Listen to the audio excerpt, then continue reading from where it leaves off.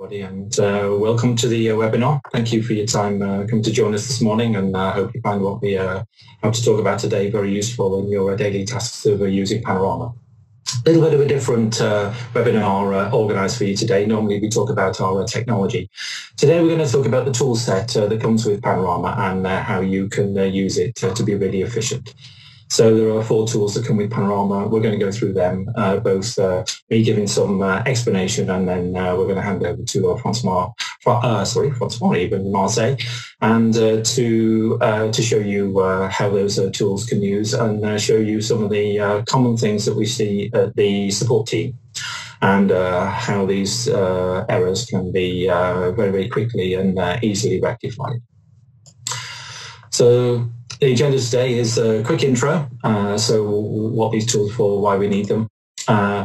Look at, don't always believe what's in front of your eyes, and how to make sure that what is in what you're looking at and what you believe is right is actually correct.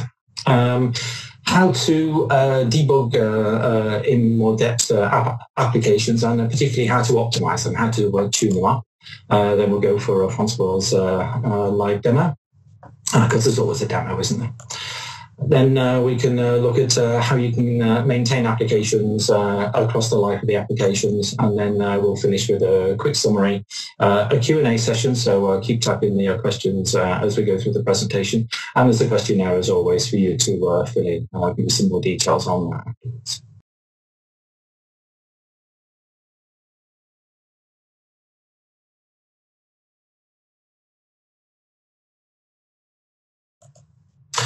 So the intro, the why are we doing the seminar? Well, realistically, this is so that you can help yourselves audit your own applications. It's not that we don't want to. It's not that we don't want to help you. We tend to find that there are quite a few people that don't know how to use the tool properly, and particularly how to go about debugging a Panorama application, which if they can do for themselves would be much, much more efficient for them to wait in for our support to come back with an answer. We are going to give you the knowledge of which tools to install and how these can be used. And then when you actually come and call on our services, it'll be because you are really stuck. You really need some help in understanding what to do next, or there is a real problem that you need us to get heavily involved with. Just a note for today, on the PC that Francois is using, we've taken all the cybersecurity off, so there's no restrictions on what we can do with the tools, and you won't see him have to go through the levels of security in order to gain access to what he wants access to for using the tools.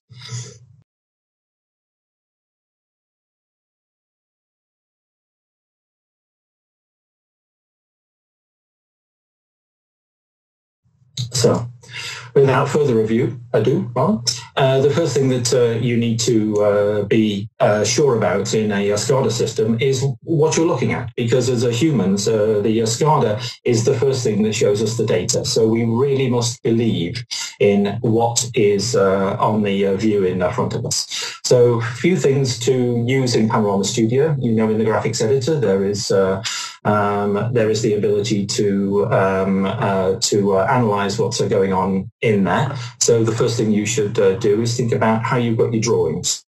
So optimizing your drawings, you can see here we've got lots and lots of little points here on this particular drawing, and that's okay if you've got just one of these on a couple of views. Then Panorama, when it runs, when you open the view, will actually plot each of those individual points. But if you've got lots and lots of these on a view, that'll take time, that'll slow your views down. So a way of optimizing is make sure your complex drawings, which are there just for mimicking, you're not using them for animation or anything like that, then make sure that they are nice and simple and slick. You can either grab an image of this, you can use other different types of techniques like combining different squares and rectangles and lines together to make a group, and then just managing the group. So think about right from the moment you're drawing about the optimization of the view you're actually using. Secondly, How you do about the links for these views, so the connections of these views into the application data. You can see here, first of all, right in the middle, we've got nothing on an application link, in which case don't have the link there. Remove it. Panorama's got to do something with that every time you open the view. It's got to go and process it. It takes time and it takes computer resources to do that, and it's got to put an error message out to say there's nothing here. I think that's an error. You don't need it to do that. So literally, if you have this type of link, then that has a misconfiguration on it, then please correct it. If you don't want it there, please delete it. You're just saving time. You're optimizing your views. There's in Panorama Studio, in the graphics editor, you can look at all the errors within a view, and you can correct those as well using that error wizard. Another typical type of error is what we've got here. On the second line, there's pump on, and on the bottom line, there's pump on. So we've got two elements that are in the view that are actually referencing the same piece of data from the server. In this case, there will be two requests for that data. And so realistically, you can use the error wizard to combine those into just one request, which makes the whole thing much more efficient. Obviously, if you've got just one or two of these on a view, it doesn't make that much difference. Once you start getting into numbers of these on a view and numbers of these across the system, it really does help with overall performance. The last thing we want to mention here is the difference between this one here, pump.label, which is a dynamic link, and here the same thing within a reference. Now, if we look at references versus links, the links are evaluated at runtime. So when you open the view, then that's when the link is evaluated. So every time you close the view, you reopen the view, you have a reevaluation. So if you've got this component here, model, and you've got instances, example 1 and example 2, and you have to go and evaluate each time pump 1 and pump 2, so you have some information which you can then go and use to find the information that you really want to use. This is static within the view. So why evaluate it? Why not just use an evaluation? So you can see it's exactly the same element, but just done between the percentage signs, and that will give you an evaluation, which is then looked at, and the information is put directly into the view as a static piece of information by the Panorama Studio configuration tool. So it's done, it's dusted, open up it in runtime, the information's there, and you go and do one item of processing to get your data, not two. So, once you've done that, remember there is a test mode in your view. Please make sure that your animations operate and behave the way that you expect them to within the test mode. Going back to what I said right at the start, the first thing that we look at as humans is what's on the screen. We totally believe that's true, and quite often there can be errors there. Then from there, go into runtime and then see how the data coming from the field drives that through one end of the application to the other. So that's always a good way of using the functions and features within Panorama Studio around the graphics. That way you can be assured of what you're looking at when you are in a runtime. If you have some errors in runtime, the next thing to try as a tool is the tool called Search in an Application.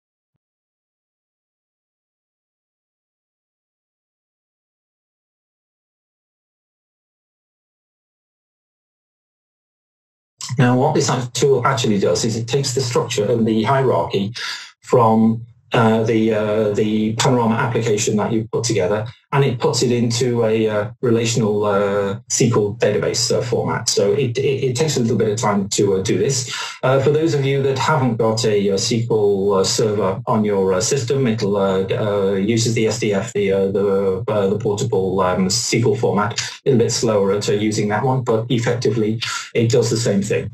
It's worth doing this because this helps you with further analysis of how you got the data flow through the system.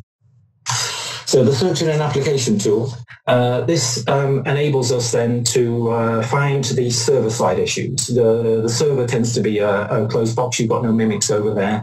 So realistically, the information about what's happening to the data that's collected from the outside world and then processed and then handed off to the HMI stations. The search in an application can help you understand how you've got that data flow set up. It's also good for where you've made some errors in how you're referencing information on the outside of Panorama.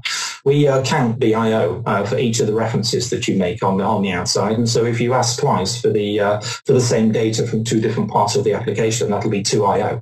Our salesmen love you doing that, but it's not a good idea. And it's not a good idea for you. It's not a good idea for your company. But realistically, you can use the search in an application to actually find issues like that. You've also got the ability in the search in an application just to put your own little searches so that you can, you can focus down on where certain names or shortcuts or information is used throughout the application, and so you can follow how you've got your links and your data flow through the application. So again, this has a little wizard with it, and you'll be able to list the application errors in there. And the sort of application errors you'll find is that you'll find things that you have links pointing to objects that no longer exist because you set them up and then you change the name of the item, or you deleted the item, or you've moved the item to another part, and so its reference is incorrect. And so you can pick and correct all of these up, and it's worth doing this before you go back into runtime and then having a look at your application. These will also mean that there are less errors going to the error handler at the back of Panorama, which I'll come on to in a moment.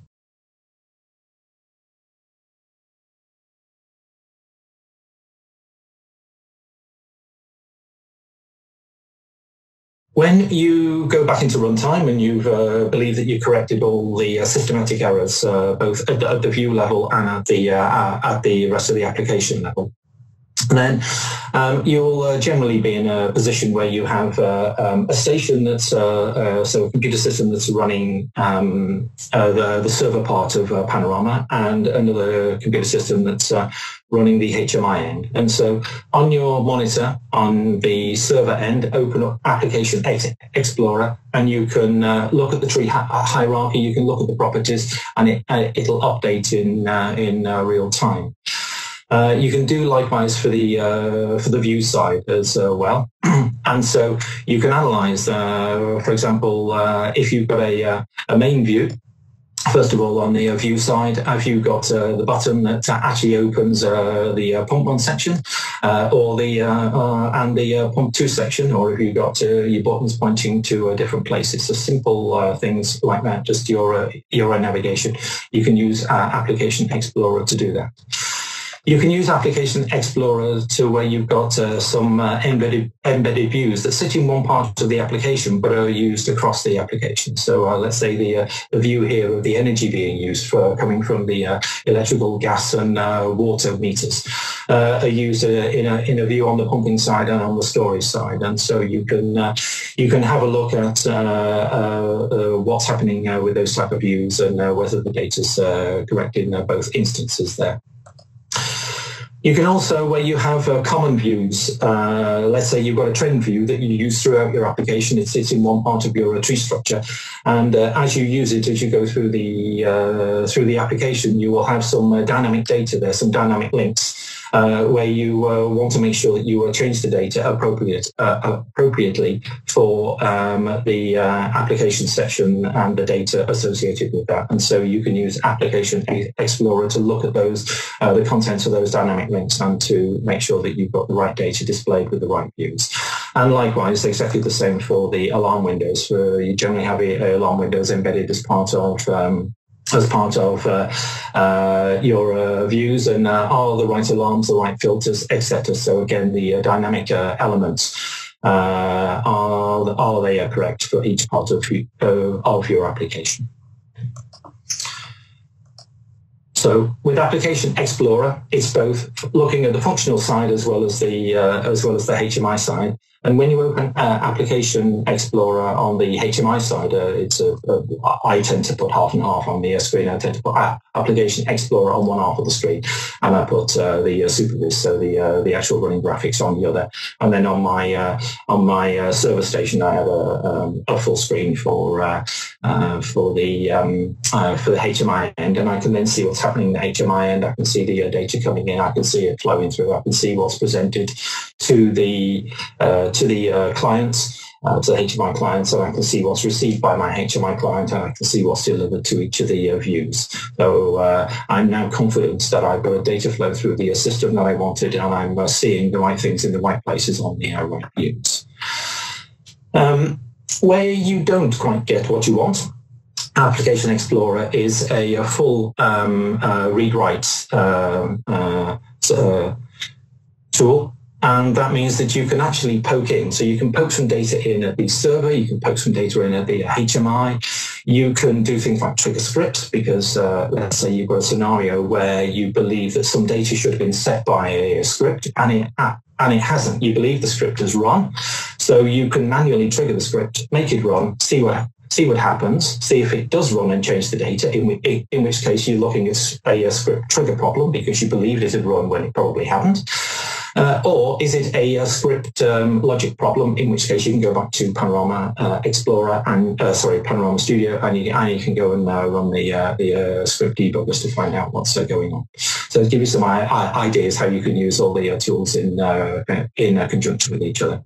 The other good thing about Application Explorer is if you're working on a particular area of the application, you can use drag and drop just to pull various pieces of data, so the different properties out onto a spy window at the bottom. That spy window you can set in size, and you can drag as much as you want to it. You can save the context that you've got there. So if you go to lunch, or if you have to go home, or you want to stop what you're doing on this application, go and do something else, and come back to it later, you can keep the spies as you last had them. So the spy window at the bottom is really good. It's persisted in that particular way. So the other tool I want to introduce you to is the tracer. Now, this is one where we are able to collect all the error messages that are coming from the running Panorama application for each station into a data log on each station. This is used quite a lot for debugging scripts, because scripts are dynamic. You can, of course, in the debugger, you can step down the scripts, but that doesn't give you the real-time operation. It gives you only programmatically, step-by-step, the ability to test something. To let it run and to put some messages out to the tracer is a good technique. So people that debug scripts tend to use the tracer. They tend to use the BN scripts call, which, if you are more familiar with other languages, is like the cout or the debug.print in other languages. You can also use the tracer for having error messages, which we at Coder have put into the trace system about what's going on in some of the subsystems of Panorama, or the systems that we connect to, like a database access. So if you're trying to debug database access and so on, you can see what's written, what's read to and from the external database. And likewise with the PLC equipment, you can see with the traces what's happening, what's being sent, what's being received from the PLC systems via an OPC server. You can organize the tracer into categories and subcategories, which is generally by a function, or by what I've referred to here as a significance level. What we mean by that is there are different groups. They call the information warning error.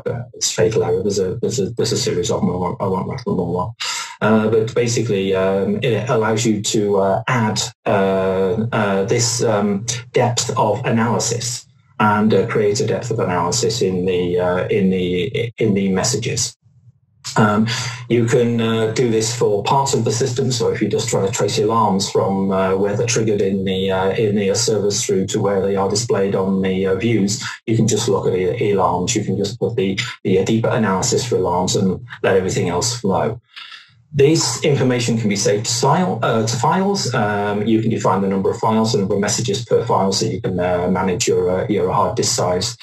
And where you've got multiple files from multiple computers, you can gather all them together, take them offline, and use another tool that we have, which is called the trace analyzer, to have a look at what's going on. Be a good idea if you're doing that to have your time synchronized around your Panorama system, because you'll probably use the time to work out what happened when and how things then flow through the system dynamically. It's a good idea to try and keep your traces clean. Remember, I said earlier with the other tools, you can optimize. It's not just about optimization of how, for example, a view runs, or where you've got bad links within component structures. These will cause error messages, and the error messages will be received in tracer. So realistically, if you can keep your tracer messages quite healthy, then you don't create a big background noise where you're then trying to find the real problem somewhere hidden in with a load of tracer messages.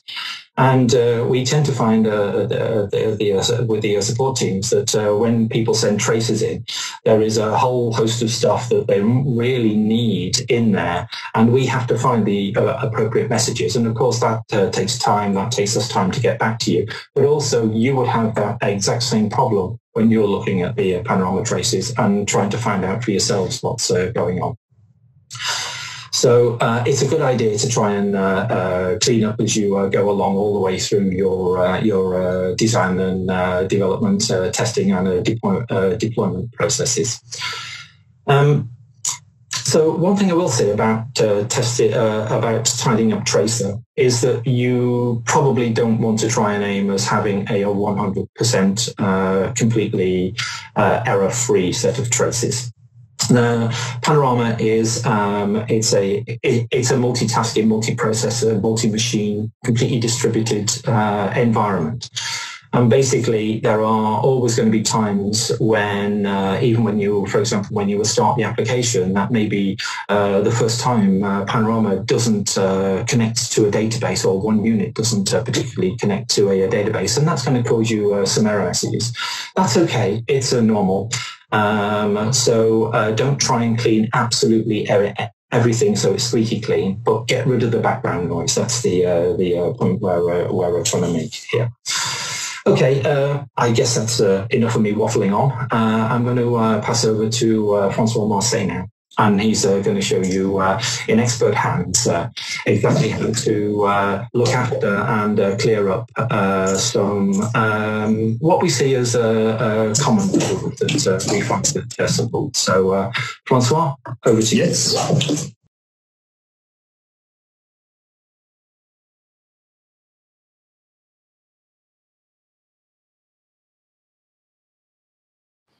Okay, I've got here a virtual machine with a little application that I have prepared for the demo.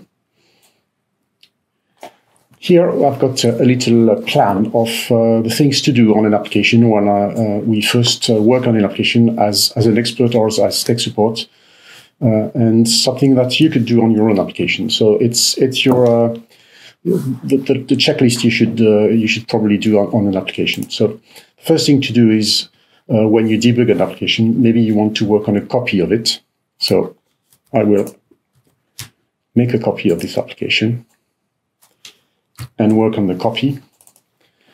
And then I will use the tools that allow to find the errors in the configuration. Then they use the tools that allow you to find the errors at runtime.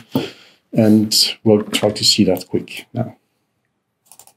So the first tool we'll have a look at is the view checking function. So you can start it from any view. It's available in the graphic editor. It's this check tab here. And it can be used several ways. Either check in a view, the current view which is displayed, or you can also have all the views check in one click. Okay, As you can see, we have several type of errors. We have warnings, informations that can be used for optimizing the applications, and errors. So let's have a look at the few errors we have here. The kind of errors you can find is something like this. A workstation embedded element is missing. So it's this area here. We can see it doesn't have the object it should be referencing. So you can double click on the error. It shows you the configuration object. And as you can see, it's pointing to a missing object list, which does not exist in this application. Some of the errors can be corrected automatically.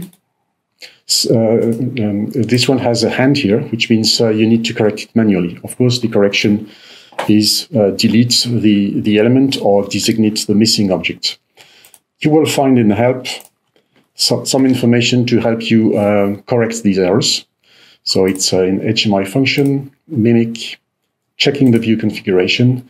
It presents the tool, and for each error, it tells you when it's automatically corrected and what you should do to correct it manually. We're going to look at a couple errors more. This one is, for instance, a null-sized graphic element. It's something at the drawing that was not done correctly with the mouse, and it produced a zero-sized element. Or it can be also an empty group. You had a group of primitives, and you've modified it, and the group happens to be empty. So this can be automatically corrected, either errors by errors. You can click on the command, or you can also get the system to correct automatically all possible errors. In our example, most of the errors here are created by these views where we have accumulated on purpose every possible errors. So the simple correction for this application will be delete this view. Analyze it again, and we'll have just two remaining errors. This one, for instance, it's an image embedded into the graphics. Sorry, I zoomed the wrong way around. And the errors is that the image is very large compared to the drawing side. The drawing size is a few pixels, and this image is 1,700 pixels, and it forces Panorama to resize the image every time it's drawn. And there is an optimization function that's allowed to create automatically a low-resolution version of this image. So it's been replicated, resized, and it's now exactly the size of my symbol. Of course, if you have one instance of these, it doesn't really make any difference. But if you have many in every symbols, that can make difference. This error here, we can have a look. It's this button here. It has a problem of configuration on animation function or commands. So we can have a look. We have here the icons helping you to locate the problem. And it's just that in this case, the link of the command does not use the bidirectional option, which makes that writes will not be propagated. Okay, so we have complete the correction of all our errors. And we can now go to the next step. So I can save this. And the next step is to use the search in an application tool.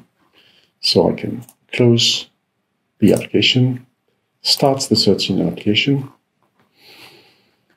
As Chris has explained, we can use either SQL if you have one, or you select the compact edition if you do not have one. I happen to have one on my machine, so I will use it.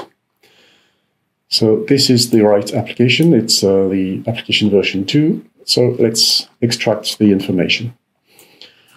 The information is extracted, and as you can see, it has drawn a little red sign on the error tab. It's because some errors were detected. So it's a warning saying, go there and have a look.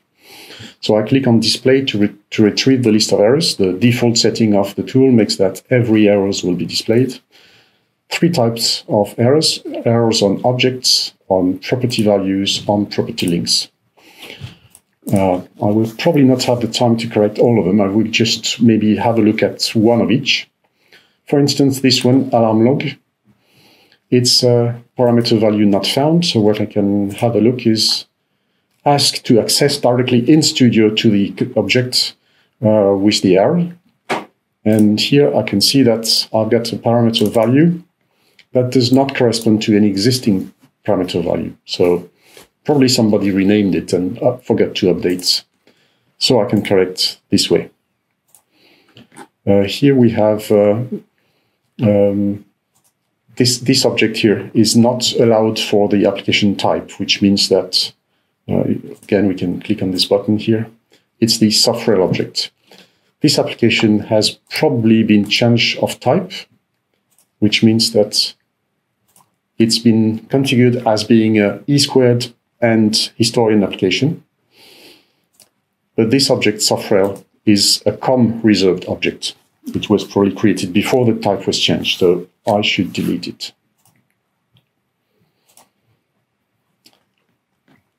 Here we have an object with object class not found error.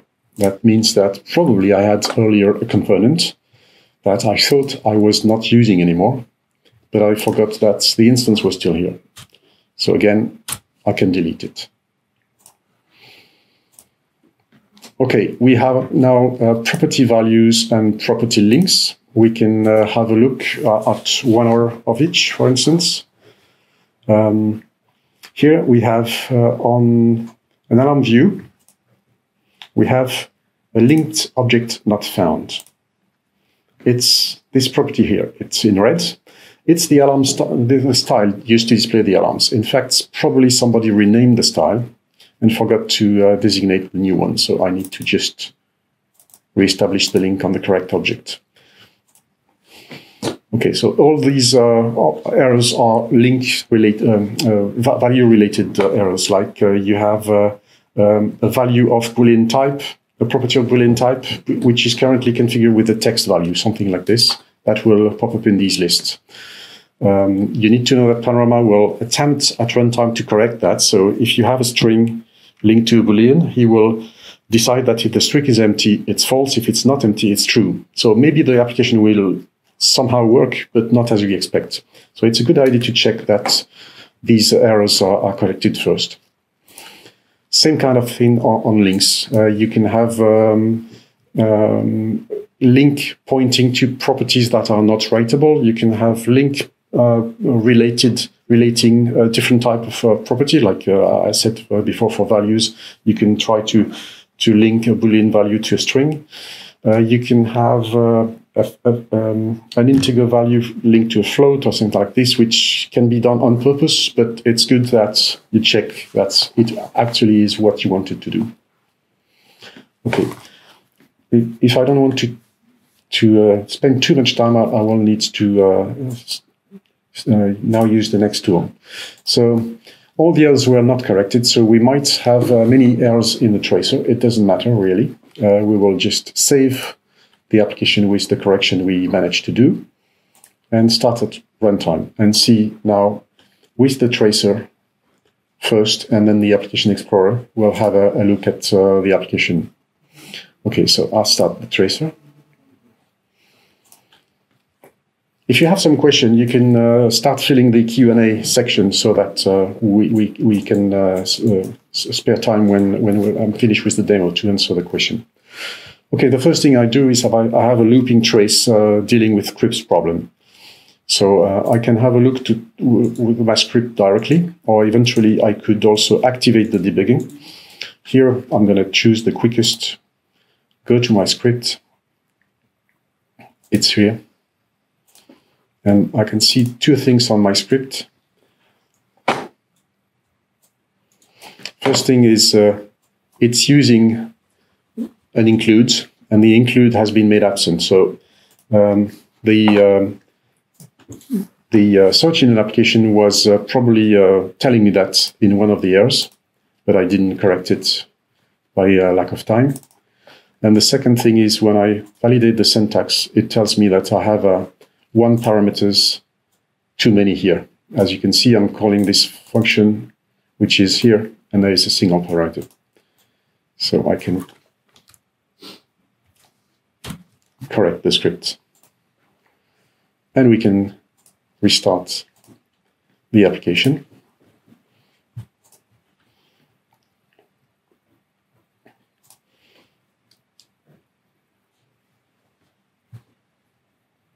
And this time it should be running without this permanently looping error traces.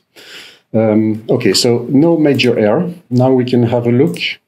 In advanced mode, it means it's the mode where I will decide which trace I'm looking at, and I will configure to get all the trace from Composer at least warning level. And the reason I'm doing that is because I know that when Composer loads the application, some very interesting errors are reported this way. We've chosen to put them as a warning because it could be normal.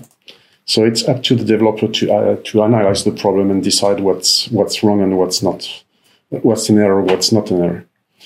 Okay, so as I said, we did not correct every errors detected by the search engine application, so we are a bit overwhelmed by error trace. It's like Chris explained, you should try to keep the trace clean.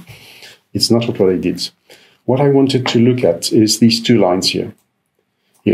It's when the application is loaded, it's where persists doing the evaluation of my configurations. So it's, to be more clear, it's on this valve here. I've got on purpose property created to have an error. It is using a reference, and it's referencing a missing property, something like does not exist. There is no good enough property on this object. And how you can detect that some of the reference that you have built in the application remains not evaluated correctly because there is a misspelling or something. It's using the tracer. When you load the application, you will get this warning trace from persist telling you exactly evaluation failed because this property was not found. So that's another good reason for using the tracer with the application.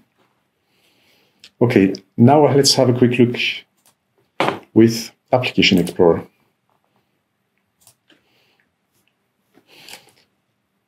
As we have seen with the presentation, we have two modes, one to connect to the server.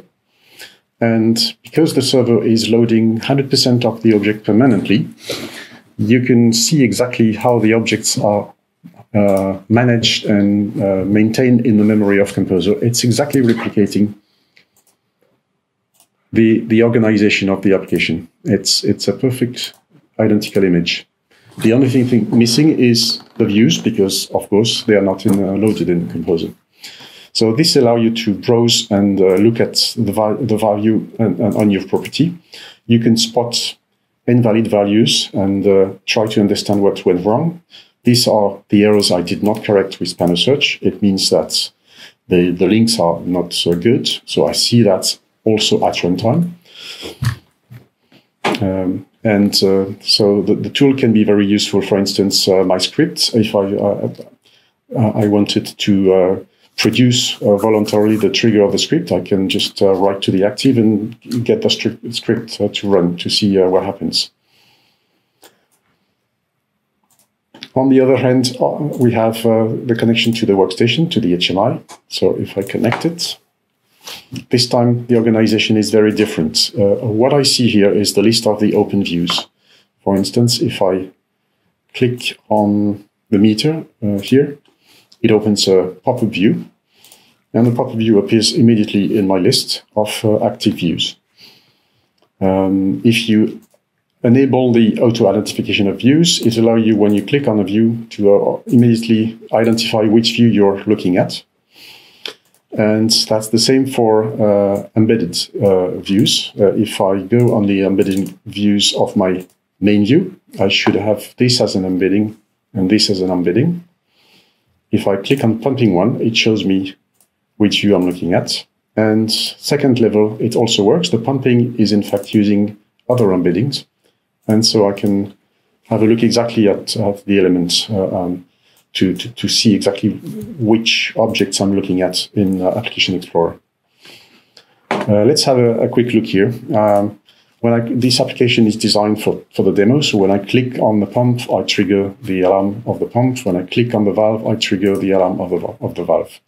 And I can see that when I trigger the alarm, I have the alarm, but it doesn't show anything. So I need to have a look at my embeddings. That's on pumping, so that's here. That's one of the valve. So it's, yes, this one.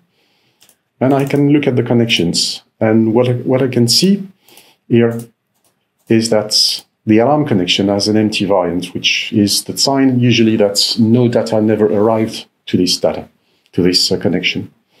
So I can be quite confident that if I go back to my graphics and I look at my connections, yes, I have created the connections, but there is no link to the actual input. So I need to create the missing link.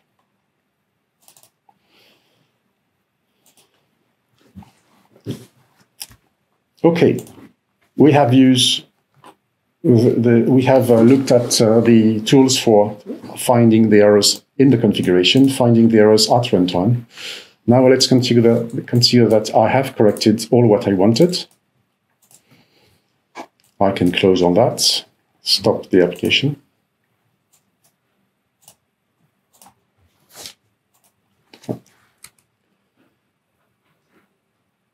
Sorry, I have...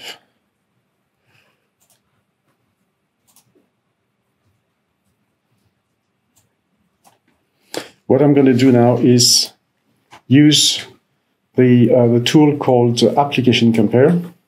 I'm just missing the shortcut.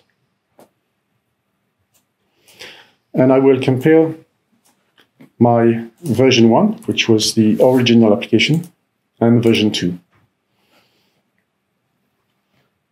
And it shows me exactly all the location of what I did change. So, for instance, I have deleted the software object. I have deleted the delete storage object. I have changed the parameter value of alarm log in the main view.